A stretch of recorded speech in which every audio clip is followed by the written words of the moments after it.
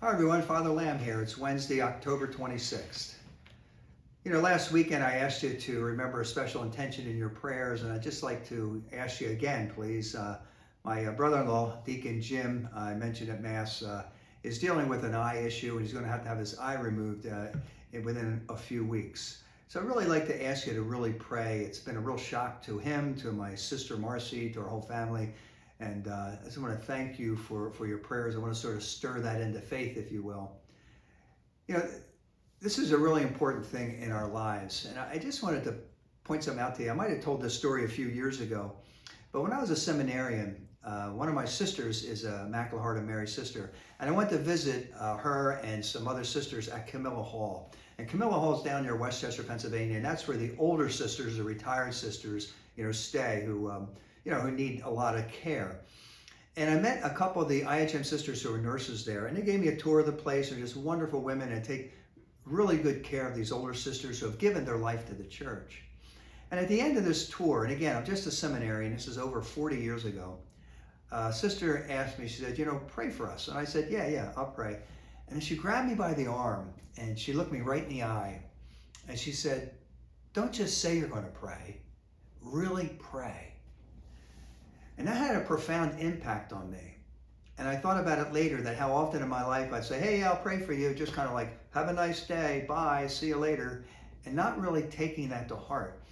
And so when someone asks me to pray for them, I really take that seriously. In fact, a lot of times at the end of my prayers, I'll say, and for all those who have asked for our prayers, Lord, I pray for them, just in case you forget someone. Well, stirring that into faith is important for all of us because we are called to be people of prayer. And that's a question maybe you can ask yourself as I ask myself. When someone asks you to pray for them, do you really pray? Do you really take that to heart? So-and-so asked me for prayers.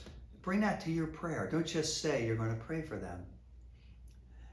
Some years ago, I was with a family who had a real tragedy. The husband in his 50s had a stroke or a heart attack, and he was on life support, had 4 children. It was heartbreaking. And they were praying and praying that he would get better, and he was really could go either way, and the doctors were saying how serious it was and so on, and they were praying their hearts out. And finally, after about a week of this, it came to the point where the doctor said he's not going to make it. And at that point, of course, everyone was very distraught, and the oldest member of the family, a son, was probably in his early 20s, and he was just obviously very distraught, angry, all of that. And he just said, why bother praying? Just we tried, it didn't work, why bother praying? And his mother said, because that's what we do. Why pray when it seems like all is hopeless? If you're a person of faith, that answer really resonates because that's what we do. See, we don't just pray when everything's going great. Oh God, life is great, thank you so much. Or just pray when everything's going horrible. Please help us, Lord. You're the only place we can turn right now. It's almost hopeless here. We have to pray at the extremes and also in the middle. That's what faith is. Faith is saying yes to God no matter what we're feeling. Whether we're experiencing great joy or great sorrow, faith is saying yes to God. Whether we're experiencing Good Friday or Easter Sunday, faith is saying yes to God. And so we are people of prayer. And that's why I asked for prayers for my brother-in-law. I would love for it to be God's will that he would heal him, that the cancer would be gone from his eye, and that would be it. But that's God's business. Our business is to stay connected to God and keep praying to him. And so the prayer becomes, Lord, your will be done. Just like Jesus in the Garden of Gethsemane, how often we find ourselves there, that our final prayer is, your will, not mine, be done. And so that if my brother-in-law Jim's going to lose his eye, that in some way, other people will be touched through grace by this condition he has to go through, by the grace that God gives him to just weather this storm. My sister too, just going through this horrible time in their lives.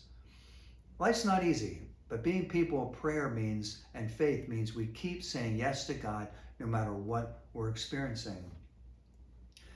So when it comes to you and I, in the end, don't just say you're going to pray, really pray. Why? Because that's what we do. Because we are people of faith. God bless you.